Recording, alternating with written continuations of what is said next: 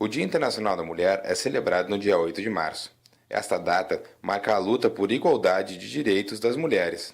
Mais do que isso, presta uma homenagem à memória das vítimas da fábrica de tecidos de Nova York, que foram trancadas e incendiadas por levantar-se contra a opressão.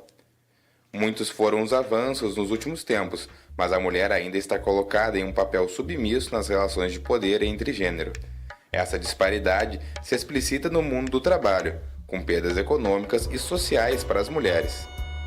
Essa audiência pública foi proposta para debater a valorização profissional das mulheres.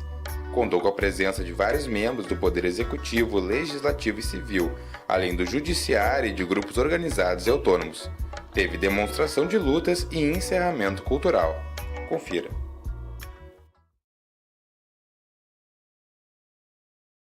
Eu queria deixar uma reflexão nesse dia que tem tudo a ver com o caráter educativo da igualdade dos gêneros.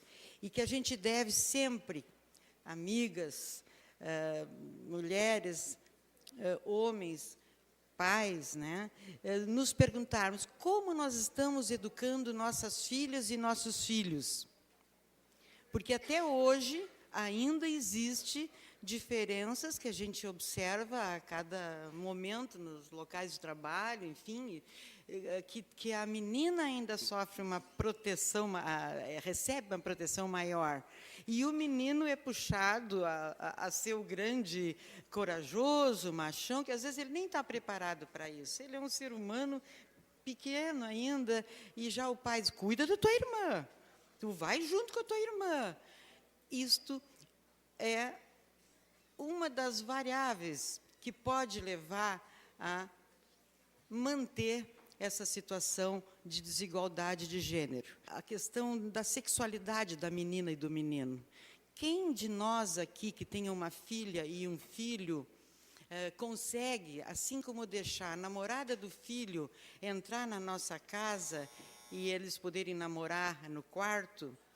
Quem de nós que consegue também ter a mesma atitude com a nossa filha? Ela pode trazer o namorado para a nossa casa e entrar e namorar no quarto? Né? Eu acho que são situações que têm que ser levadas em conta, porque eu tenho a impressão que a raiz de muitos problemas ainda se encontram nessa situação. Eu sou de uma geração que repetiu um modelo cultural que é uma lei invisível dos costumes. A gente não sabe nem de onde, mas, dona Diosma, a gente... é assim, né? O menino tem um papel, o menino tem que ser valente, o menino tem que cuidar da irmã, o menino cuida da mãe, o menino tem que olhar a menina e já dizer que ela é namoradinha dele. Que há um estímulo ao macho, ao menino, desde pequeno, que ele tenha que ter determinados comportamentos fortes. E a gente ri, e a gente acha bonitinho. Ai, que bonitinho. Esse modelo que tu vai criando o menino, o modelo que tu vai criando a menina, ele é muito forte, ele é determinante, e ele vai criando um jeito de ser. Um jeito de ser. E é um jeito de ser perverso.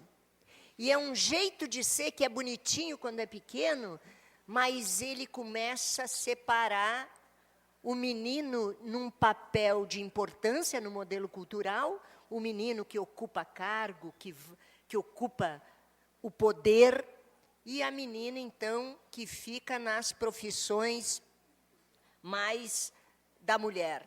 Óbvio que isso, no mundo do trabalho, e Ivan repetia isso, Tenente Bruno, vem mudando sim. Essa é uma área que nós avançamos. Nós estamos estudando, nós estamos nos formando, nós estamos trabalhando, mas isso não mudou o modelo da desigualdade de gênero. O fenômeno da dominação e da violência ocorre em relações mais estabilizadas, onde passa a novidade, a química da paixão, E óbvio que são criados para o comando. É o pai que decide, é o pai que... Tu acompanha o pai não vai, eu não vou. Tem todo ainda uma simbologia do papel da autoridade que nós damos ao pai dentro de casa. O macho é um ser vítima de um modelo que os forma.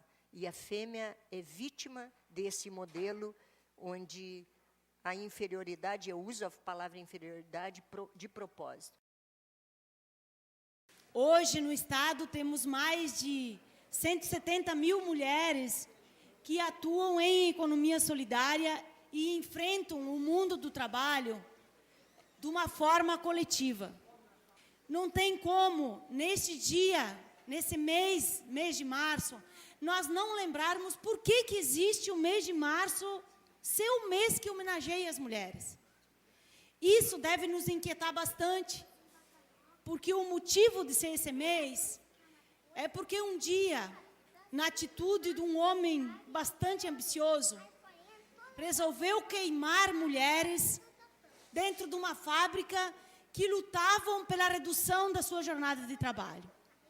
E essas mulheres estavam costurando tecidos lilás. E é por isso que essa é a cor da mulher. Nós não somos iguais. As mulheres não são iguais aos homens. Não queremos ser iguais. Queremos ser tratadas com a nossa diferença. Mas queremos sim. Nós queremos ter direitos iguais. Nós também temos uma proposta diferente de desenvolvimento também da economia. Quando pensamos em montar associações, cooperativas, e gente, olhem, a grande maioria são mulheres. Por quê? Porque a mulher faz esse recorte do trabalho coletivo, de buscar uma preservação ao meio ambiente, de fazer um cuidado. É o cuidado da onde a gente está. E é o cuidado também do meio ambiente, de uma distribuição justa de renda que seja dividida entre esses coletivos. Quão dura é a vida dessa mulher trabalhadora, nesses setores, sobretudo, que eles são pouco lembrados nesse dia. E onde, em nossas cidades, não temos mulheres caminhando o dia inteiro pelas ruas, juntando os nossos lixos, que chamamos hoje de resíduos sólidos reaproveitados, e que elas não são homenageadas nesse dia. E as mulheres agricultoras, que têm jornadas infindáveis, porque nem o sol determina a sua hora de terminar. É na base que temos que agir. Por isso, contar com as professoras, como já antes falaram também, porque é um serviço de formiguinha, já que o machismo, ele faz parte da nossa história e ainda está muito presente. Portanto, não me estendendo, finalizo que todas exijam respeito e não baixem a cabeça àqueles que pensam serem seus donos. Busquem seus direitos e lutem. Lembro da minha mãe, da preocupação da minha mãe, quando um dia eu cheguei e disse: mãe, eu não quero ser professora. E ela se apavorou. Mas como uma mulher negra não vai ser professora? Porque na época ou eu seria uma excelente dona de casa, aprenderia todas as tarefas das quais eu não gosto, cozinhar, lavar e tudo mais, mas eu aprendi a fazer, eu sei fazer, ou eu teria que fazer o magistério. Então, a preocupação da minha mãe, apesar de alguns anos já ter se passado, desde 1857, quando mulheres foram trancadas numa fábrica queimadas, então a gente, até agora, em 2014, apesar de estarmos em espaços, todos aqui muito bem representados pelas colegas aqui, frentistas, taxistas, motoristas, estamos já, graças às políticas criadas, estamos já ocupando alguns lugares, mas ainda existe as diferenças, as desigualdades, das quais já foram citadas. Então, a gente tem que fazer um trabalho forte, em rede também, para que a gente mude essa situação. Nós queremos os salários iguais, nós queremos cargas horárias diferenciadas, enquanto as pessoas não absorverem, enquanto nós não trabalharmos na questão da educação, como foi dita pelo Ivan, onde a tarefa, né, a casa também seja vista como uma coisa nossa. Então, o Conselho Municipal de Direitos da Mulher exerce, né, esse importante papel de acompanhar e propor a criação de mecanismos e metodologias que enfrentem essas mudanças, né? Que tenha equilíbrio, né? Não só na questão da renda, não só na questão da carga horária, mas que seja independente, que as oportunidades estejam independentes da questão da minha raça, da minha altura, do meu peso, porque também as pessoas mais, né, com peso avantajado também passam por discriminação. E as deficientes físicas, se falou na agricultura familiar, e tudo, mas a gente não falou também das mulheres deficientes físicas. Então, assim, para finalizar, nós devemos propor, né, nessa mesa, que ao final dessa audiência a gente formalize, Tenente Bruno, uma comissão de Direito, Educação e Trabalho, né, com a representação de todas as áreas políticas e econômicas aqui sentadas, para a gente juntos estudar e propor estratégias educativas que visem a promoção da inserção e da permanência das mulheres em relações formais de trabalho, não discriminatório, em razão do sexo, da origem, da etnia, da classe social, da idade, orientação sexual e deficiência física. Com igualdade de rendimentos, porque a gente também quer os melhores salários, e um fomento à ascensão e à permanência dessas mulheres em cargo de direção. Tudo começa com a discriminação, por achar que é um ser inferior. Então, a gente presta atenção nas coisas no dia a dia. Eu me deparei a semana passada com uma manchete pequena, assim, num jornal, numa folha de jornal, assim, que dizia assim, acho que era um acidente, feridos 4 pessoas e uma mulher. A mulher não era a pessoa. Então, coisas assim mínimas. E eu até aproveito a oportunidade agora de falar na campanha do Diário Popular, que está fazendo agora Meta Colher, né? Porque a gente passou uma vida ouvindo dizer que em briga de marido e mulher ninguém mete a colher. E aí, então, agora a gente diz que sim, que a gente mete a colher até uma concha, se for preciso. E então, na delegacia, diziam assim, mas por que as mulheres querem um atendimento especial se nós atendemos a todas as mulheres aqui? É que existem atendimentos e atendimentos. Então, foi criado o posto, né, policial para a mulher. Depois, então, de muita luta, então, surgiu a delegacia. Nós temos a Casa Abrigo Luciete. Então, eu quero dizer assim que nós estamos ainda prontas para continuar na luta, e pensar que é possível, um dia, que não precise a mulher dizer a tua função é essa, dentro de casa, como o Ivan estava falando, hoje a faxina é tua, não sei o que, que entre em casa, marido e mulher, que saibam o que fazer, que não precise que a mulher determine o que fazer, né? Então, eu já ouvi outros homens dizerem isso, que elas dizem, faz isso, faz aquilo. Então, para me ajudar, e que não seja considerado ajuda, que seja considerado compromisso, dever de todas as pessoas que moram na casa, terem tarefas iguais, divididas entre todos. Existe uma frase que não tem o autor, ele é anônimo, pode ser homem, pode ser mulher. Ele diz o seguinte, que por trás de todo homem, de todo grande homem, existe uma grande mulher. E que por trás de toda grande mulher existe apenas ela mesma. Isso não é uma frase feminista, não é uma frase que tem a intenção de dizer, de levantar a bandeira feminina, pelo contrário. Até porque o autor é anônimo e pode muito bem ter sido dita por um homem. Aqui vários homens, inclusive, enalteceram suas mães, suas esposas, suas filhas. Esta frase, na verdade, ela só retrata que nós estamos, sim, na peleia, na busca dos nossos direitos, de estarmos não à frente e muito menos atrás dos homens, mas lado a lado, objetivando algo melhor para essa sociedade em todos os segmentos. Esse momento não seja apenas o hoje e não seja só no dia 8, o dia que a gente reflete, mas todos os dias, quando a gente levanta e todos os dias, quando a gente, ao deitar, a gente agradece por todas as conquistas diárias. Eu lembro do meu avô, minha avó, comentando que, no tempo deles, a mulher cozinhava, ficava em casa, ou, se era de uma família bem abastada, aprendia a bordar e tocar piano. E, de vez em quando, ia um professor lá ensinar a ler, e ensinar a somar e fazer os cálculos básicos. Eu não tinha ideia, mas foi até 1827 as mulheres não frequentavam escola.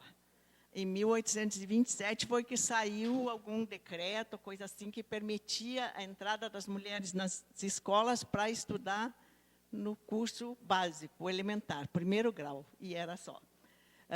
Até, talvez, a primeira metade do século passado, do século XX, ainda havia 9% só, quando muito, das mulheres que iam até uma universidade. E as que iam na universidade eram para se formar professoras. Alguns anos atrás, visitando o forte, aqui logo um pouco da divisa do Uruguai, me chamou a atenção que tem um quadro ali, não sei desde quando existe aquela frase, que mais ou menos diz assim, que covardes são aqueles que batem na mulher.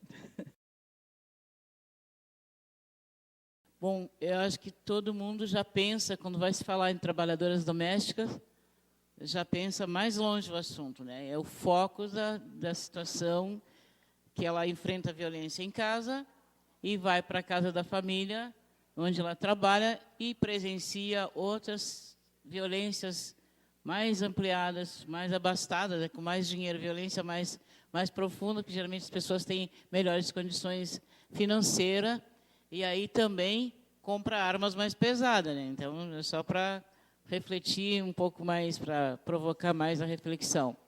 Há uns dias atrás, eu estava com um irmão meu que passou uns dias no presídio, uns dias quase 6 meses, e comprovadamente teve um engano, né, risco de preconceitos. A gente ainda não levou isso a sério ainda finalmente, mas vamos levar, estamos levando.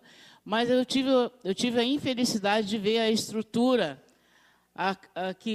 de um presídio, daqueles pátios de lazer, de momento deles tomar sol, de receber visitas, né?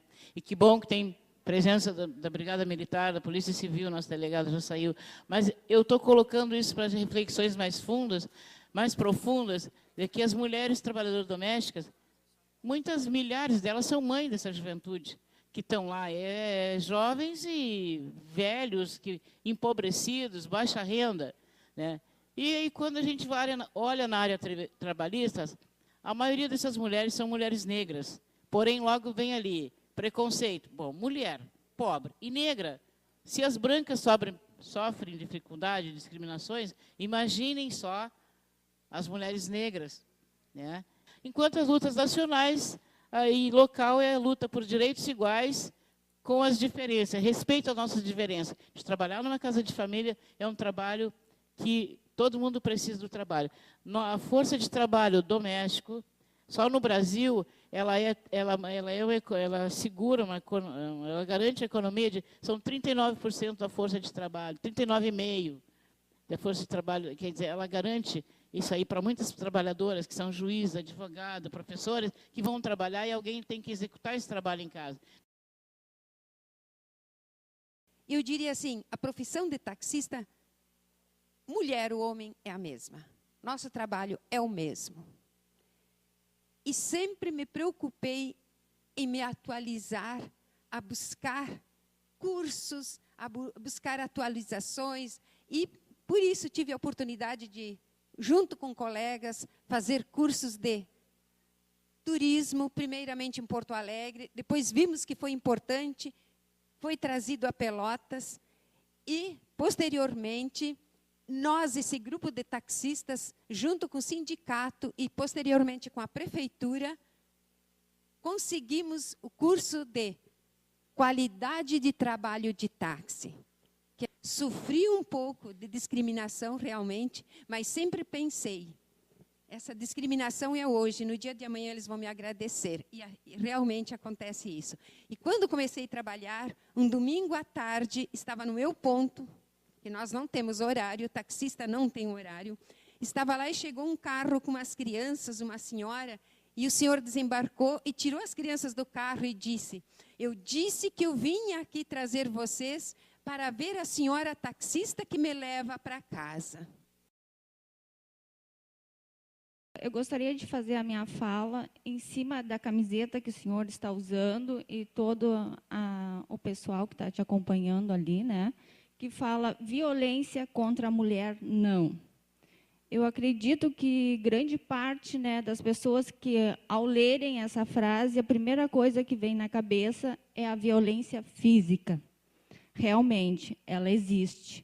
Mas não podemos esquecer da violência psicológica, porque essa, sim, essa atinge, né, a grande parte da sociedade, seja homem, seja mulher, e, mais especificamente, a mulher. Por quê? Porque a mulher, na família, ela tem que ser a melhor filha, a melhor esposa, a melhor mãe, né? E, para a sociedade, ela tem que ser a melhor profissional.